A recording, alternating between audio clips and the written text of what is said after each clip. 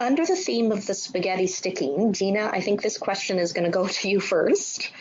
So how do you take into account a costing model for the spaghetti against the wall approach? David is saying, I fully agree, this is basically how it goes, especially for technology apps, but how do you cost this and how do you report failures to donors? Right, I think this actually picks up on, I think it was the previous webinar in this UN Innovation Network series, right, where we talked a lot about innovation culture. And I wouldn't say I know the answer from this from, but just from learning also from that webinar, I think there, we talked about like the failure rate, right? And thinking about actually planning for failure within the innovation portfolio. And again, this is a bit that build up of those many little rocks, right? The more donors start to see this and hear this and understand that this is normal, the more we actually work out loud, talk about our failures, have fail fairs, fail Fridays, all the things we actually talked about in this innovation culture webinar, which I think is recorded, so it might be worth a listen. The better it's going to be, right? I find that when we get together as innovation colleagues, regardless of the subject, I think we've got Ben Kumpf on the line here. He might relate to this.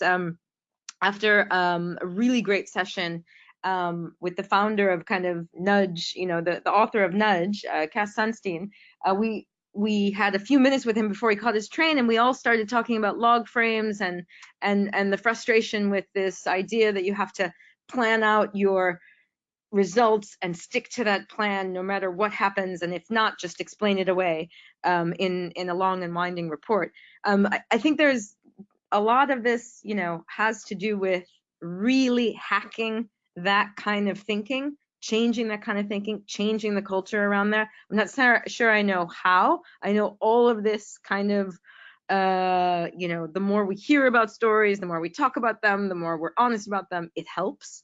And then we just shift the culture from there. But maybe Chris or Rob want to come in since you guys were leading the culture webinar, which I thought was really useful.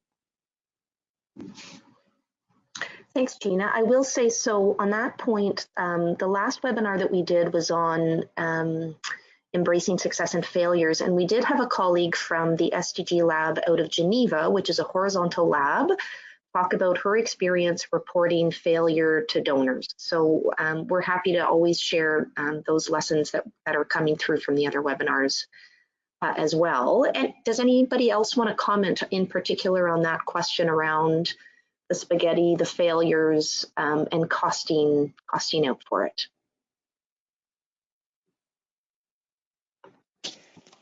So this is Bernard. I think I would want to make two comments on that one. I think that there is a question that you need to ask yourself in terms of innovation, like what do you want to pursue and how does your depending on where you sit in the organization, do you have an innovation portfolio, yes or no? And you can have something that's more innovative, more risky, and you can have something that's less innovative and less risky. Now, I think overall, you need to look into like if your portfolio is balanced in a way that's acceptable to you, to your donors, and to the organizational risk appetite.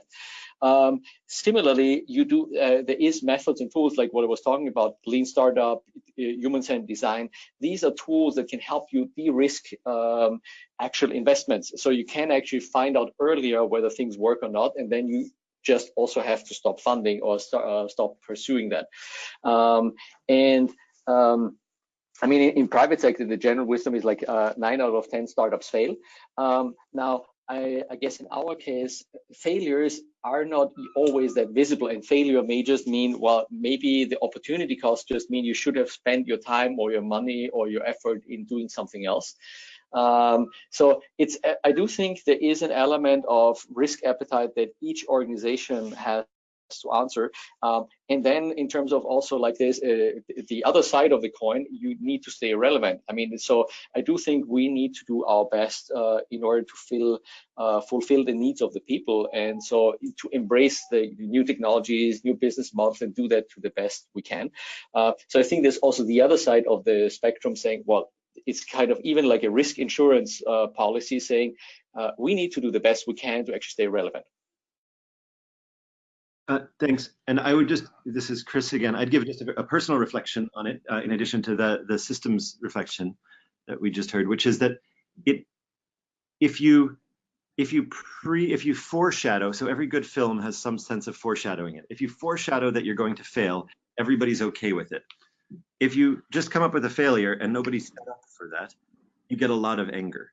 So whether it's with the fund where we've said to our donors, this is going to have 90% failure rates, or even as we're setting up new projects and new initiatives where we say this won't work for the first year or two, being really explicit about that at the front lets you get a long way in failing during the middle. If you don't do it, and if you just come back after 4 months with the first failure and everybody's sort of shocked, it's often game over. So that's a very simple strategy that we use, but it helps a lot.